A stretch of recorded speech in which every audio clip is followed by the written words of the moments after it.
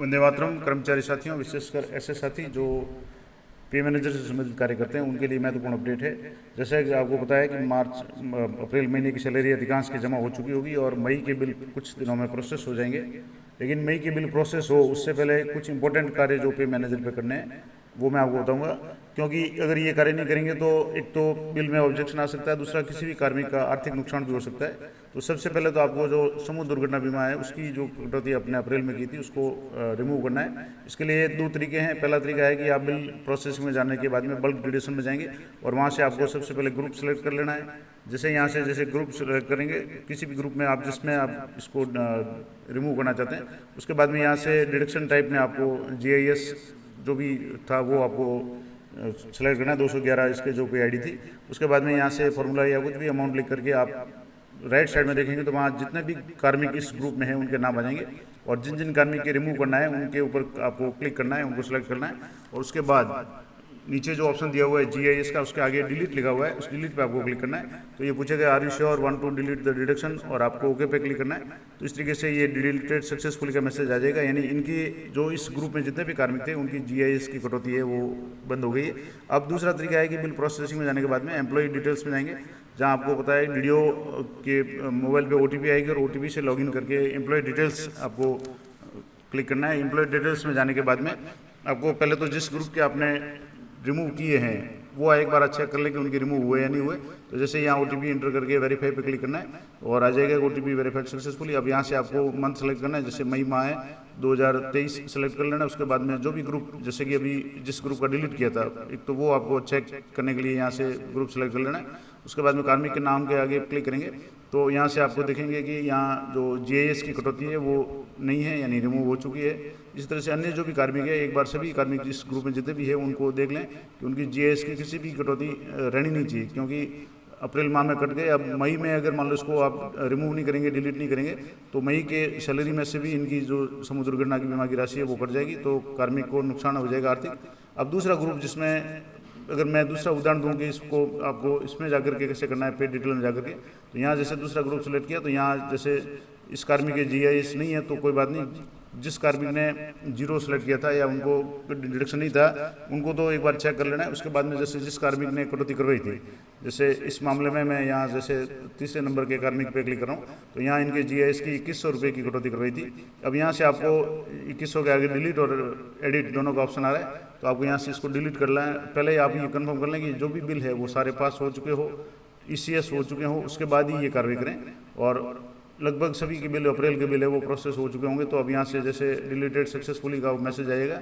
और पहली बात, एक इंपॉर्टेंट बात मैं आपको बता दूँ कि अगर मान लो कोई बिल प्रोसेस में है तो एम्प्लॉय डिटेल्स से वो खुलेगी नहीं, जब तक TV नंबर जारी नहीं होंगे तब तक तो वैसे होगा नहीं। फिर भी आपको ध्यान रखना है, जैसे यहाँ दूसरे कार्मिक है इनके भी 2100 की कटौती, इसको भी आपको यहाँ से डिलीट कर लेना है। तो जितने भी कार्मिक इस ग्रुप में हैं उनकी सबकी एक बार क्लिक करके पे डिटेल्स चेक कर लें कि सभी की GIS की कटौती है वो डिलीट हो चुकी है।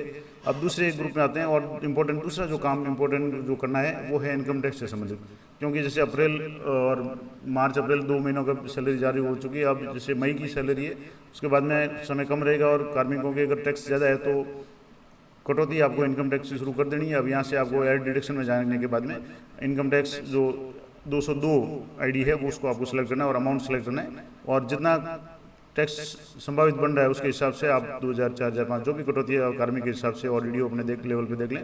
ये कटौती करके सबमिट पे क्लिक करना है और ये कटौती ऐड हो जाएगी। यानी इनकम टैक्स की कटौती है आपको इस मई में शुरू कर देनी है जितने भी कार्मिक के इनकम टैक्स बनता है, क्योंकि फर्स्ट जो क्वार्टरली होगी वो 3 महीने की होगी, तो उसमें जितना भी इनकम टैक्स है उसका 25% लगभग होना चाहिए। तो इस हिसाब से अब जैसे एक दूसरे कार्मिक है जिनके इनकम टैक्स की कटौती है वो एडिट करनी है, जैसे 3000 की कटौती हो रही है, इसको अब एडिट करना है, बढ़ाना है। तो कार्मिक के आग्रह पे इसको जैसे जितना बढ़ाना चाहे, जैसे 3000 थे उसके 6000 करना चाहे तो 6000 करके इस पर अपडेट पे आपको क्लिक करना है। तो ये आ गया कि डिडक्शन अपडेटेड सक्सेसफुली। इस तरीके से ये डिडक्शन है वो अपडेट हो जाएगी। तो महत्वपूर्ण जो 2 काम मैंने आपको बताया कि इस मई माह का जो बिल जनरेट हो उससे पहले आपको सभी कार्मिकों के समूह दुर्घटना बीमा की कटौती आपको पहले 2 तरीके मैंने बताए, आप ग्रुप में जाकर के सीधे पूरे ग्रुप का बल्क डिडक्शन में जाकर के वहाँ से डिलीट कर सकते हैं।